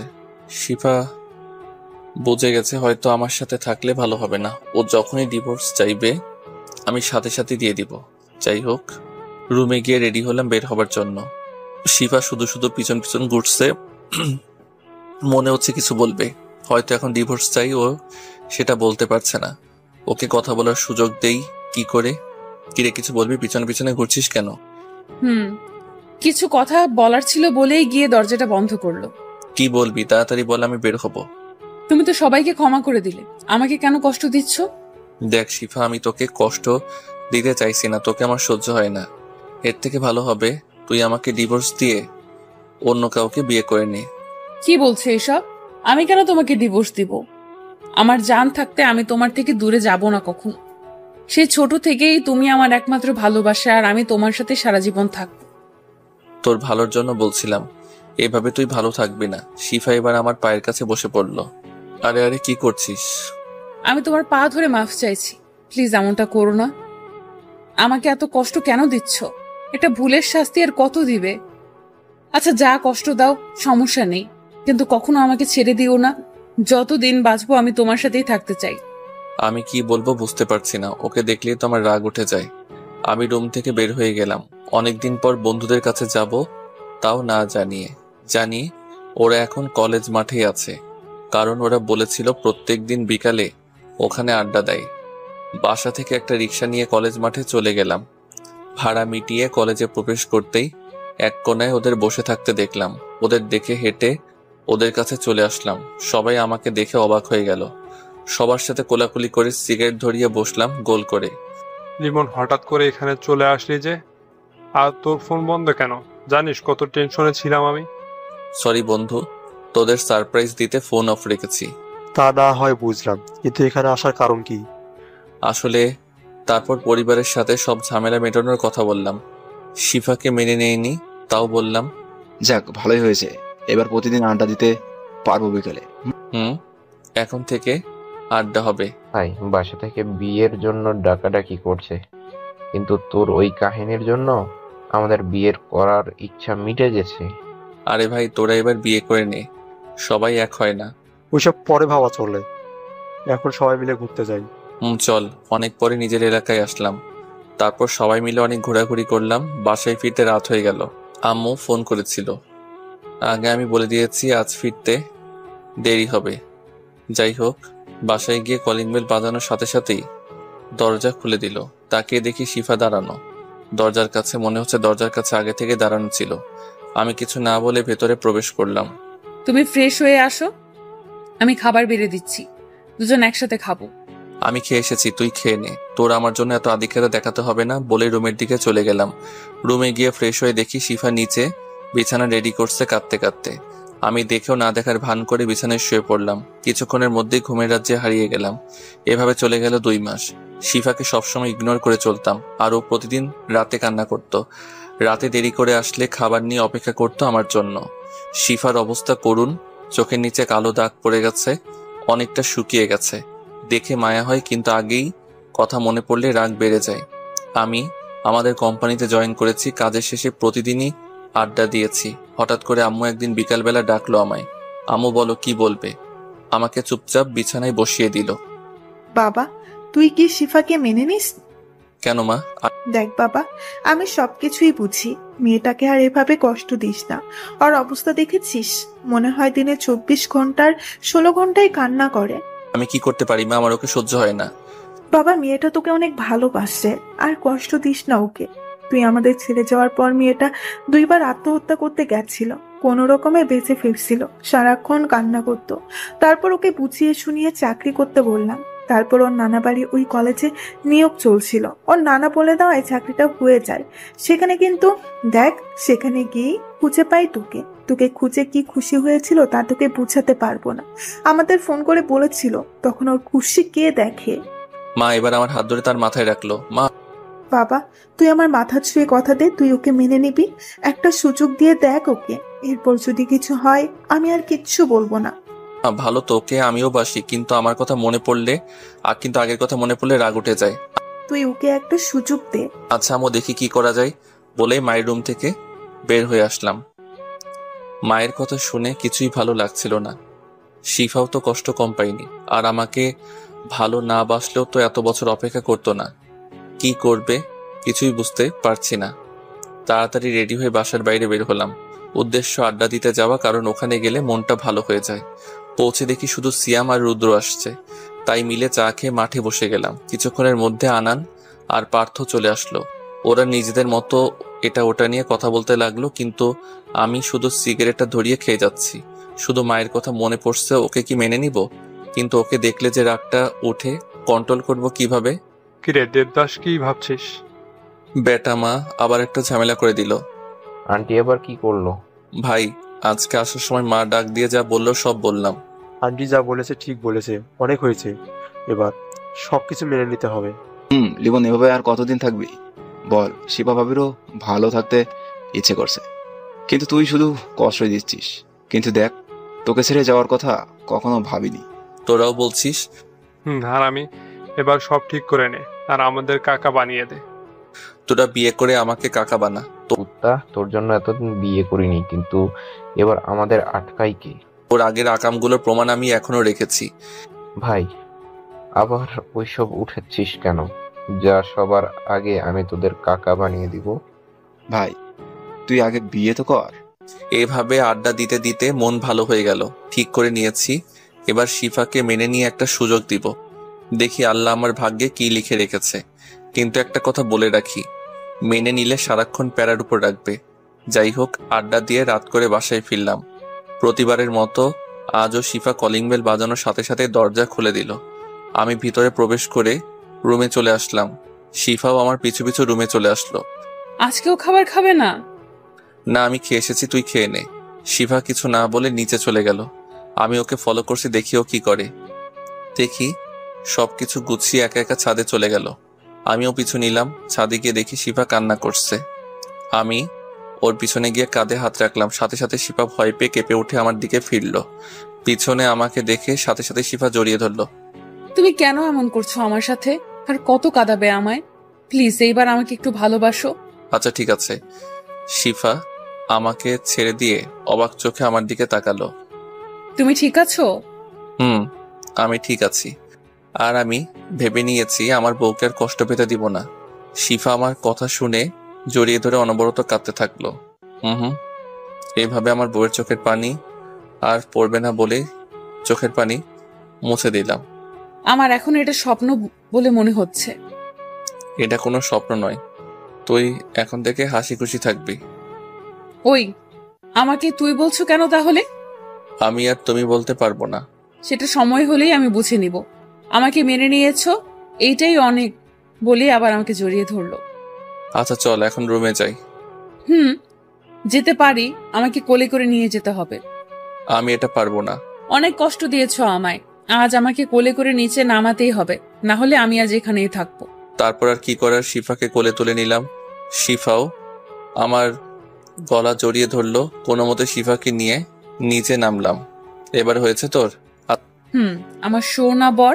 আচ্ছা এবার নিচে বিছানা করে ঘুমিয়ে পড়। আচ্ছা তাহলে চলো বাসর নিচে করি।